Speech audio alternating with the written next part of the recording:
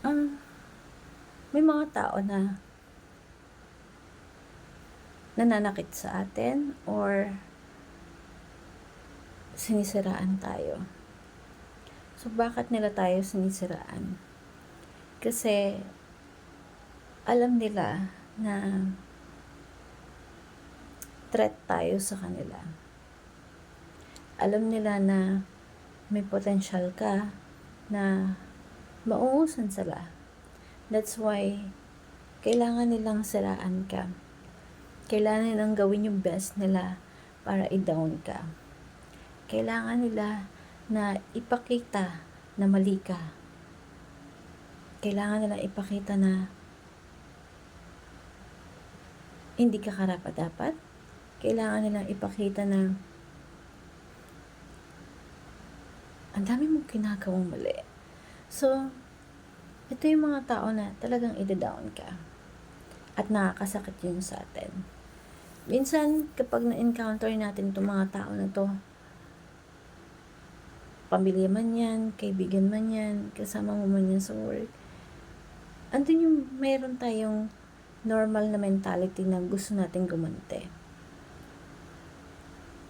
Gusto nating saktan din sila kagaya ng ginagawa nila sa atin. Pero, lagi mong tatandaan, ano pa man yung ginagawa nila, maganda, tahimik ka na lang. Iiyak mo na lang yan kay God. Kasi, God will revenge for you.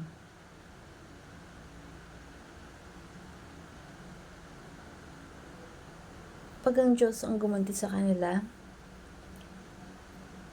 mas higit pa sa inaasahan natin.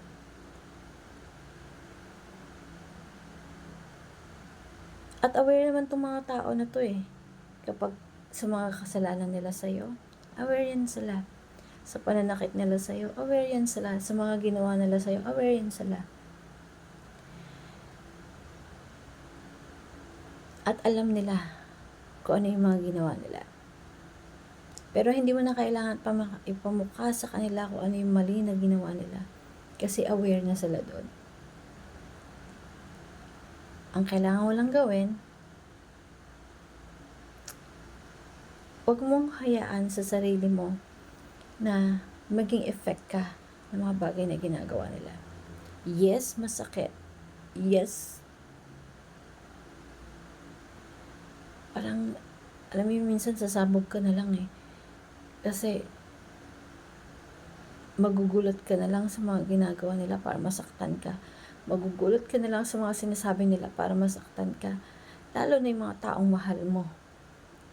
Na hindi mo akalain. Sasabihin nila sa'yo yun. Kasi, ang reason nila para may tama ka. Pero naniniwala ako, yung taong totoong nagmamahal, mas pipiliin nila yung tamang way na itatama ka, na hindi ka masasaktan. Kasi alam nila na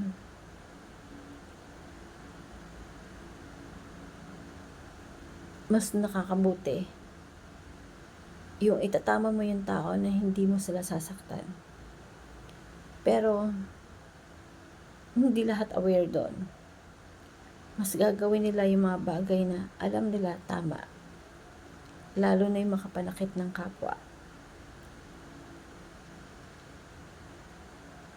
Pero, move on ka lang. Go on ka lang. Kasi si God naman na nakakaalam kung ano yung totoong nangyayari. Si God na nakakaalam kung ano yung totoong nararanasan mo. Tandaan mo, andyan siya para sa'yo. Hindi ka niya pababayaan ano man mangyari. Stand still because God is with you.